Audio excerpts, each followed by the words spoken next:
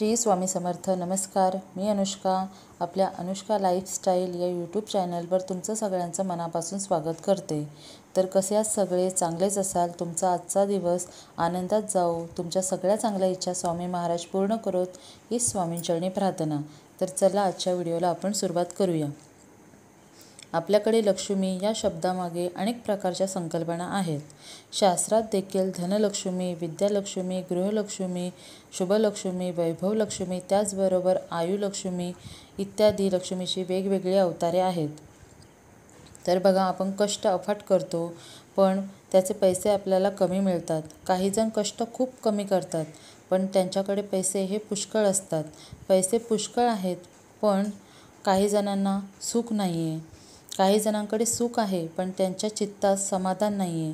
तसेच ज्यांच्याकडे पैशाची आवक जितकी जास्त असते तितकी त्यांना व्यसने आणि संकटे ही पण त्यांच्याकडे खूप जास्त असतात.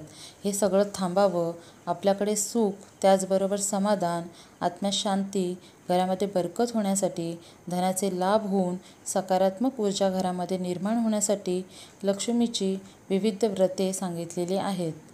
त्याचपैकी एक व्रत आहे जे श्रावणामध्ये केले जाते. हे व्रत आहे वरदलक्ष्मी व्रत. तुम्ही पाहिले असाल, आपण भरपूर कष्ट करतो, भरपूर पैसे कमवतो पण महिन्याच्या अखेरीस आपल्याकडे काहीच पैसे शिल्लक राहत नाही. आपण जे काही पैसे कमवलेले असतात ते कुठे, कसे आणि कधी खर्च होतात हे कळत नाही. अशा वेळी आपल्याला काय करावे हे समजत नाही.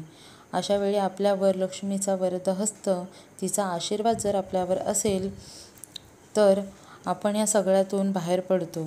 त्यामुळे लक्ष्मीचा वरदहस्त आपल्यावर असणे खूप आवश्यक आहे.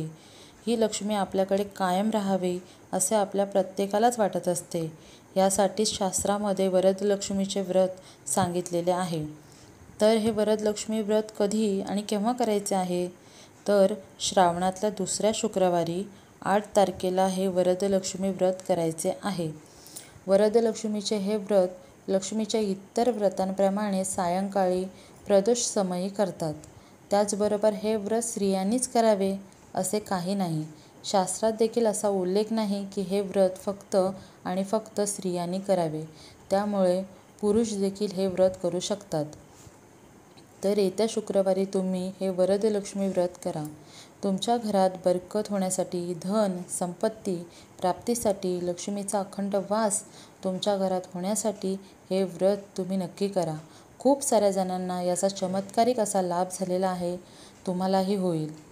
तर झालेली सेवा मी स्वामींचरणी रुजू करते आणि आजचा आपला हा व्हिडिओ येथेच थांबवते. माहिती आवडली असल्यास चॅनलला सबस्क्राईब करा. कमेंटमध्ये श्री स्वामी समर्थ लिहायला अजिबात विसरू नका. लाईक करा, शेअर करा. पुन्हा भेटूया नवीनच एक अशा व्हिडिओसहित. तोपर्यंत श्री स्वामी समर्थ. धन्यवाद.